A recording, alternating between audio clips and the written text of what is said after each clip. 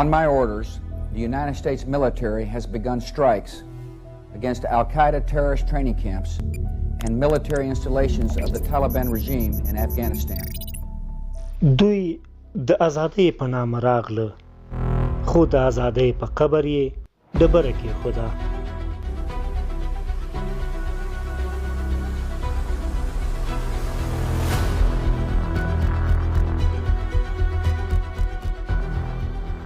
شل کاله تورتمونه، ظلمونه، وحشتونه،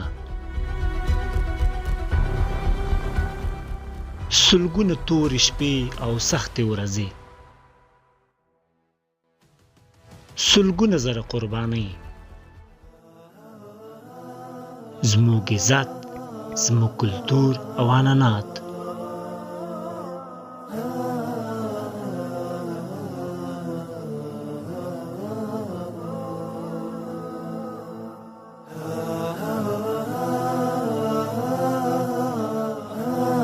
زموږ کورونه، زموږ کلیوال ژوند.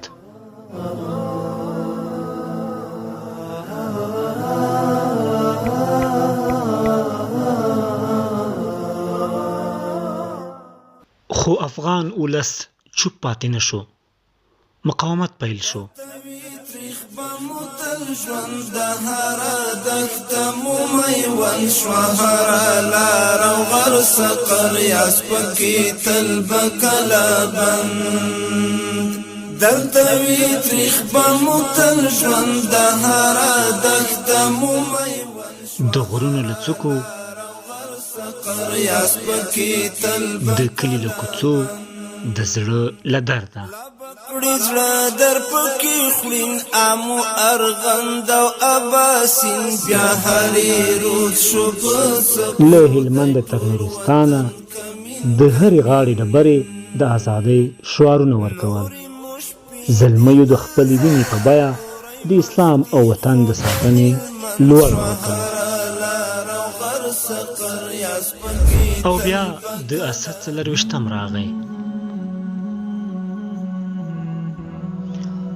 دا د زړورو شهیدانو د هیلو ورځ وه.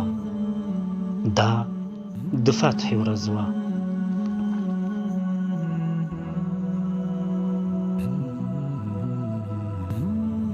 د اسد 24 یوازې د تیرې بریا ورځ نه ده، بلکې د راتلونکي د ساتنې لوړه ده. څو چې موږ یو، دا خاوره به ازاده وي.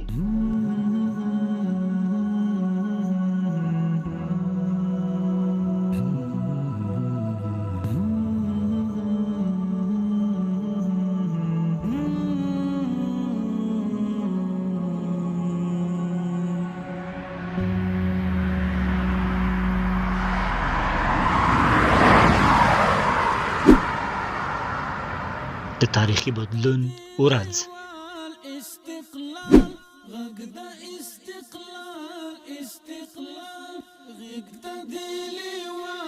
د فتحې پیل.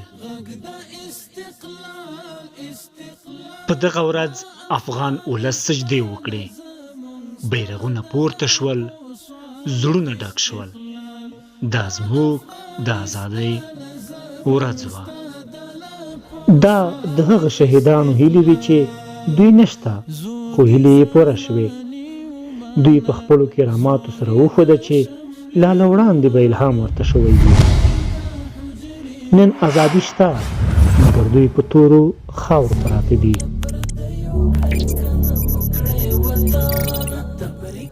دلته د مشرانو هره خبره نیغه زړه ته لاره باسي. ولس ته کاملاً د آرام ژوند ډاډ ورکوي. دوی دا بریا یوازې په مجاهدینو پورې اړوند نه بولي، بلکې ټول ولس ته امتیاز ورکوي.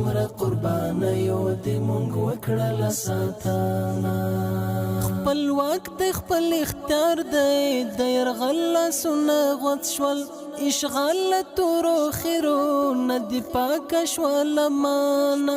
خبر یې چې د څومره بچی تا نسپیل نشول، تر تورو خاورو لاندې بې کفنه بې دیدان.